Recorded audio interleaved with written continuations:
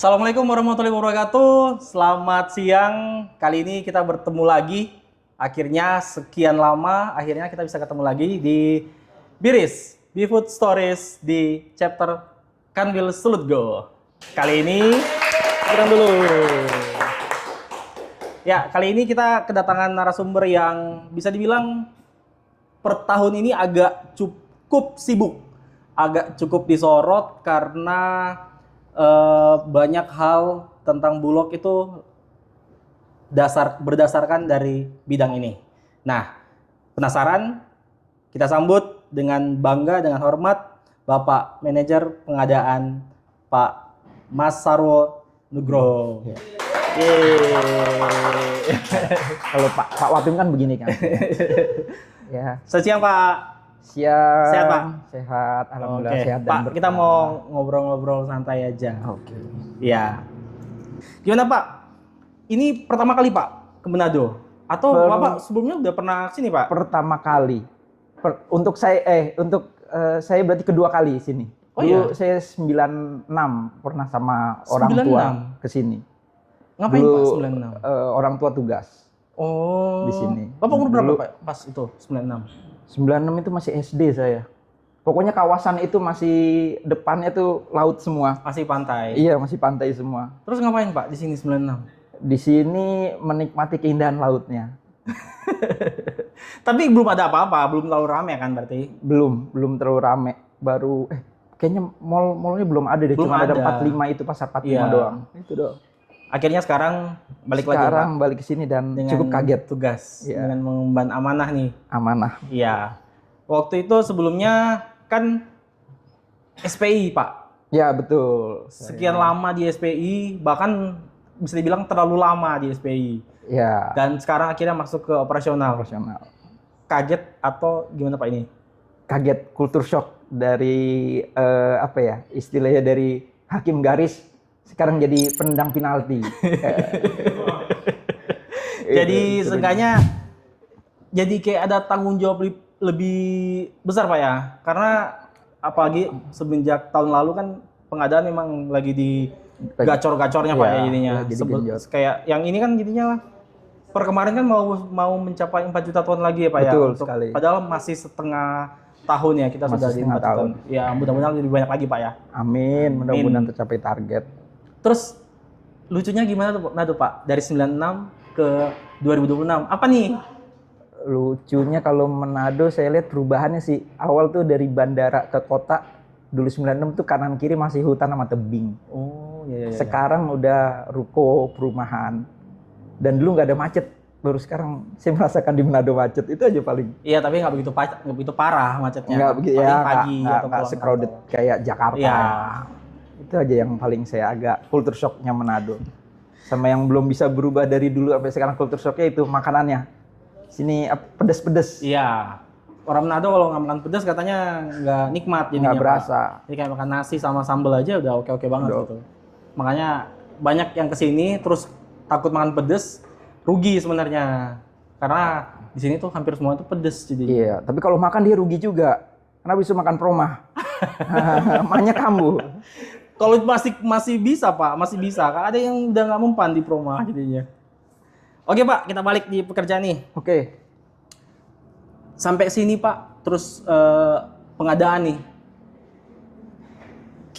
Bapak lihat nih di Sulut, kira-kira ada hal yang menarik kah? Atau ada hal yang sebenarnya yang perlu diangkat lebih untuk di pengadaan baik antara beras atau jagung? Karena di sini kan bukan sentra beras ya jadinya. Karena kita banyak berasnya dari luar juga. Nah, Gitu. menurut Bapak gimana Pak? Ya, di situ apa ya, kultur shock dan tantangan buat saya sih terkait dengan yang pengadaan ya di Sulut Go ini ya. Kalau kita kan dari pengadaan itu mulai dari pengadaan karung, angkutan, non beras, jagung, sampai beras yang komersil dan PSO. Tantangan tersendiri untuk di Sulut Go itu adalah di mana di sini bukan sentra pengadaan beras. Untuk paling kan yang kita bisa mengandalkan untuk pengadaan beras itu di Gorontalo dan di Bolmong. Bolmong. Untuk di Manado ini, di Sulut ini nggak begitu banyak lah, potensi cuma di Minahasa aja. Tantangannya di situ ya bukan daerah pengadaan, dan rata-rata di sini tuh mungkin kalau istilah anak muda sekarang itu penggilingan Majapahit lah. Penggilingan Majapahit. Iya, ya. jadi iya. jadi alat-alat penggilingan di sini tuh masih sangat sederhana sekali. Masih yang lama gitu. Iya, masih yang lama, masih one pass. Terus belum ada bed dryer di sini, hanya apa namanya lantai jemur. Oke. Terus Itu kalau aja. jagung Pak gimana Pak?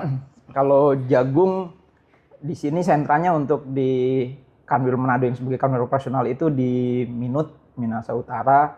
Terus kalau untuk sentra produksinya itu lebih banyak di Gorontalo dan Bolmong untuk jagung. Karena kebetulan ada silo juga kan di Iya, ada Bolmong silo ya. juga. Ya untuk Kanwil Sulutku itu ya terbantu dari kawan-kawan di Gorontalo dan Bolmong. Oh, ini Kalau di Pak. sini. Kalau misalnya ada nih yang petani yang mau masukin beras nih di Bulog nih Pak. Syarat-syaratnya apa Pak? Kalau kemarin biasanya kita itu ngambil menyerapnya itu gabah. Gabah. Kalau gabah kan biasanya mekanismenya itu kawan-kawan PPL itu biasanya ngabarin kita biasanya. Nih H-1 sebelum panen dia biasanya ngasih tahu, ini ada daerah sini mau ada panen, kawan-kawan Bulog bisa nyerap nggak? Biasanya bisa, yang penting kita minta PPL itu untuk memastikan bahwa gabah yang mereka panen itu udah memasuki usia panen yang layak. Nah, biasanya PPL udah oke, dia udah tanda tangan surat pernyataan bahwa itu udah masuk usia panen, baru nanti teman-teman menjemput gabah tersebut.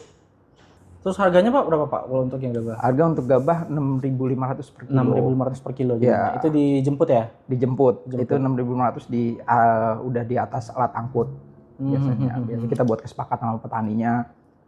Jadi biar mereka juga ikut ngelihat nimbangnya dan nanti mereka bisa bantu untuk angkat ke alat angkut kita. Kalau jagung Pak? Kalau jagung mekanismenya biasanya dari kawan-kawan kepolisian atau enggak, kadang-kadang ada petani yang udah dari tahun lalu udah masukin, biasanya mereka menginfokan ke kita bahwa nanti ada mereka punya jagung, bisa nggak Bulog untuk melakukan survei dulu. Biasanya nanti kita survei dulu tuh bareng sama teman-teman Ujah Tasma. Setelah disurvei, kalau misalnya dia udah masuk KA-nya, terus udah apa namanya jagungnya bersih dengan kondisi bersih, ya nggak banyak kulit arinya gitu dan bonggol-bonggolnya, itu nanti baru besoknya kita kabarin bahwa itu bisa masuk. Nanti untuk jagung itu dia 6.400 af gudang. Jadi biasanya kawan-kawan petani itu antar ke gudang. Oke. Nanti di gudang baru dilakukan pemeriksaan afla dan lain-lainnya. Oke Pak. Sekarang nih, Bapak ke kantor nih, saya lihat Bapak sering naik sepeda, Pak. Bapak naik sepeda ini dari kapan, Pak? Kecintaan ke sepeda ini. Naik sepeda saya dari 2016 saya naik sepeda. 2016, 10 Iya. tahun lalu, Pak ya? Jadi awal saya tugas di kantor pusat, saya dari rumah orang tua ke kantor pusat ya pakai sepeda. Sepeda. Sepeda yang ini, Pak, atau lain lagi? Yang lain lagi. Yang lain lagi. Situ karena kan Bapak tahu macetnya Jakarta kan. Awalnya tuh saya terinspirasi naik sepeda tuh gara-gara dari rumah orang tua ke kantor pusat tuh pakai motor. Di lampu merah ketemu sama orang pakai sepeda. Nggak perlu berhenti? Dia berhenti, saya berhenti. Udah saya jalan, terus tahu-tahu saya ketemu lagi sama dia pas udah deket kantor. Kok lebih cepetan naik sepeda? Ya udah, besoknya lah saya coba naik sepeda, beli sepeda, naik sepeda udah. Ternyata emang lebih cepet. Karena kalau sepeda itu kan fleksibel. Tapi keterusan sampai sekarang? Keterusan sampai sekarang. Kemanapun saya tugas biasanya saya bawa sepeda. Karena itu alat transportasi yang paling efisien dan murah meriah. Iya, cuman di sini kan medannya naik turun. Di sini malah lebih enak kalau menurut saya. Karena aspalnya rata-rata lebih bagus. Oh Oh iya Pak. Iya, dan apa ya, lebih banyak jalur datarnya. Kalau yang Oh, ke arah iya. pantainya ya. Ya, yang arah itu lurus-lurus aja sih. Iya, Tapi kalau yang naik-naik agak susah sebenarnya. yang naik-naik juga elevasinya juga nggak begitu tinggi-tinggi banget sih, di 900-an. Lebih seru sih kalau explore di Manado ini. Iya, sampai 2 sepedanya Bapak bawa ke sini. Iya. Terus selain sepeda nih Pak, mancing. Bapak ini hobi banget mancing kata teman-teman di bawah. Iya. Itu kenapa Pak bisa mancing Pak? Kan sepeda biasanya kalau orang sepeda itu orang yang nggak bisa diem. Oh, Tapi mancing itu orang yang harus diem. iya. Dua hal yang sangat Ini ya, kontradiktif Pak. paradoks ya. Iya, kan mancing itu ya, kalau mancing itu apa ya, hobi saya dari kecil emang. Oh berarti mancing dulu nih. Ya, kan belakang rumah orang tua dulu sebelum banyak perumahan-perumahan, belakang rumah orang tua masih banyak sawah dan rawa. Jadi biasa kalau misalnya liburan tuh ya udah sama teman-teman mancing. Nah, udah bawalah mancing. Ya, karena pas banget Manado ini adalah langsung laut. Ya. Ya emang Udah benar-benar disajiin nih. surganya mancing ya. Dinikmatin lah. Dimana kita bertugas di situ kita nikmatin. Iya, semuanya. ngambil positifnya. Ngambil Walaupun positifnya. jauh banget, Walaupun jauh banget, ya, tapi bisa menikmati. semuanya ada hal yang Ya, positif lah. Jadi work life balance lah istilahnya. Oke Pak, ini Pak, saya mau tanya nih, tantangan nih Pak untuk manajer pengadaan nih Pak di Sulut yang bisa dikatakan sangat susah untuk pengadaan berasnya sedikit. Tantangannya ya pertama ini sih, kalau narasinya bahwa dari SPI jadi struktural, itu tantangan dari penyesuaian aja sih. Penyesuaian. Terus kalau untuk tantangan pengadaan di sini ya, di sini itu karena balik lagi karena bukan daerah sentra pengadaan, jadi untuk pengadaan kayak beras gitu emang butuh extra effort sih.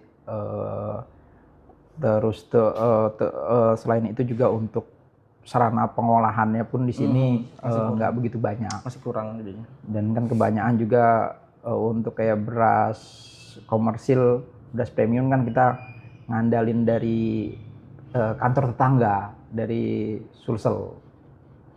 Itu aja sih paling tantangannya, bagaimana kita memanage kerjaannya dan momentumnya. Itu aja sih paling Itu aja ya Pak ya. tantangan. Tapi ya kecil lah kalau kata orang Bulog kecil lah. Jadi kan semua tantangan biasanya ada solusinya. Kalau yang selalu saya yakin itulah bersama kesusahan pasti ada kemudahan. Ya. Yang penting bersama Pak. Bersama. Jangan sendirian. Iya. Kalau sendirian kasihan. Di ayatnya kan sepaket itu, bersama. Bersama Harus kesusahan ada bersama, kemudahan. yang penting harus Tinggal- bersama. Tinggal kita pinter-pinter dan yakin untuk mencari kemudahannya itu di mana. Asik.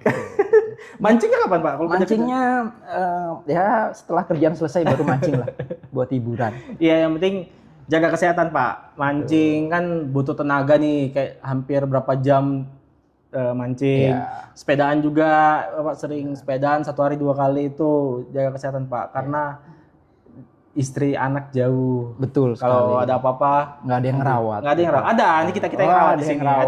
Ada kita. Dan Anda pas saya sakit nggak ngerawat saya, itu gimana Anda? Ada kan kemarin di rumah sakit Nggak di ngerawat, Siloam. nungguin juga enggak. Saya ke sana Pak, ada ke sana nganter buah. Nganter buah. Iya.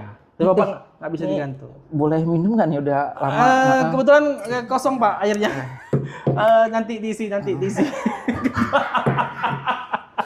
Pak kosong Pak, nanti diisi Pak. Keras emang barangnya komersil ini Iya, emang. Beefood Pak Aduh, tulisannya. Beefood, Iya, ya. kan dari pilihan, beras pilihan. Iya. Pak, itu aja Pak. Kali ini terima kasih Pak atas waktunya. Semoga Bapak bisa membawa pengadaan Kanwil Sulut juga menjadi lebih baik. Amin. Jangan bosan-bosan Pak ke Sulut. Kalau misalnya Bapak nanti tiba-tiba pindah nih Pak, Amin. mendekat lagi ke keluarga. Amin. Semoga apa yang ada di Sulut itu menjadi pembelajaran buat Bapak nanti ke depan. Amin. Siapa tahu jadi Pak.